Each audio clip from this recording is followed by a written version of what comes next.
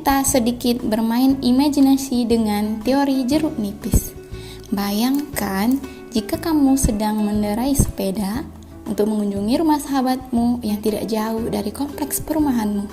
Kamu sering melakukan hal ini jika ada waktu luangmu.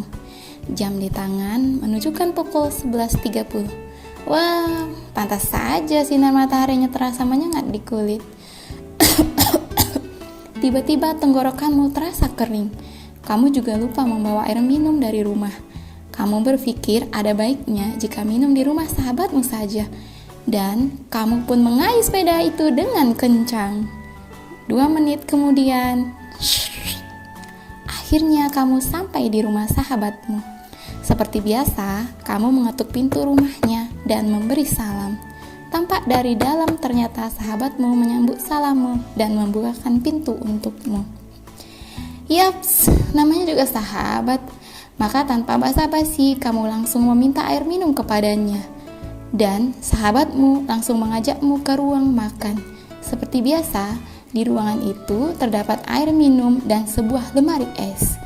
Kepada temanmu, kamu meminta minuman yang segar.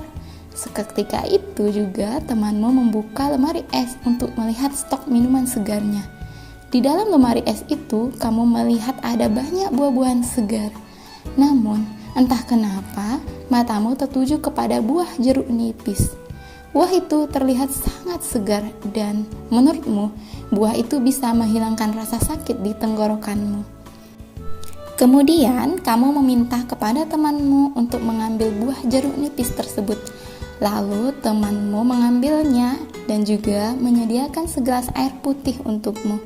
Sahabatmu akan membuatkan minuman jeruk nipis untukmu. Sewaktu sahabatmu memotong-motong buah tersebut, kamu langsung mengambil potongan kecil buah itu, lalu meneteskan air jeruk nipis itu ke dalam mulutmu.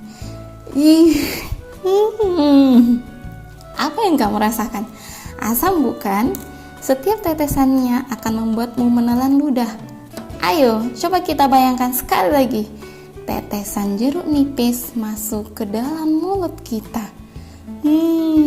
Asam sekali kan?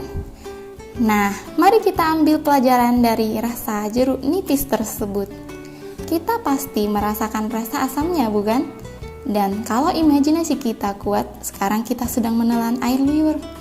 Karena asamnya, padahal jeruknya hanya ada di dalam cerita tersebut dan tidak ada di depan mata kita. Tetapi, rasa asamnya terasa hingga kita terus menelan ludah.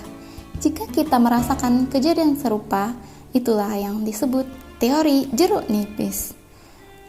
Bahwa tubuh manusia dirancang untuk merespon apa yang dibayangkan, apa yang dipikirkan, itulah yang jadi kenyataan.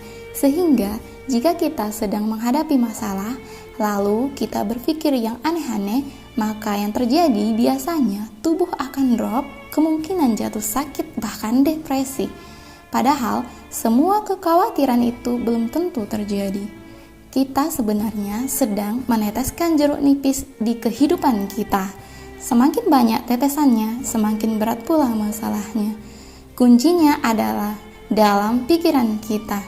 Jika air liur saja bisa dipancing hanya dengan memikirkan sebuah jeruk nipis, maka sebenarnya masalah pun bisa diatasi dengan permainan pikiran. Maaf, coba kita perhatikan orang yang kelainan jiwa. Secara fisik mereka sehat, namun mereka hidup di dunia yang berbeda. Mereka menciptakan dunianya sendiri. Jeruk nipis yang mereka teteskan terlalu banyak, sehingga muncul lawan bicara yang begitu nyata yang bisa diajak bicara. Sekarang, ubah mindset kita jika didera masalah bertubi-tubi. Anggaplah masalah itu sebagai proses pondasi. Bayangkan sebuah proyek hotel dengan tinggi 100 lantai. Pondasinya pasti dalam dan kuat sekali. Pengerjaannya pun pasti lama. Jika pekerjaan pondasinya selesai, dia akan mampu menopang beban hingga 100 lantai sekalipun. Tuhan tidak iseng memberi kita masalah. Dia ingin kita kuat. Maka berhati-hatilah dengan pikiran kita. Berbaik sangkalah, maka kehidupan kita pun atas izin Tuhan akan membaik. Keep thinking positively. Oke, itulah cerita inspirasi kehidupan kita kali ini. Jika kamu memiliki cerita inspirasi kehidupan yang lainnya dan bisa diangkat untuk kita ceritakan di video selanjutnya, silahkan tulis di kolom komentar ya. Tenang, ada banyak video live inspiration yang lainnya. Tetaplah di Live Inspiration.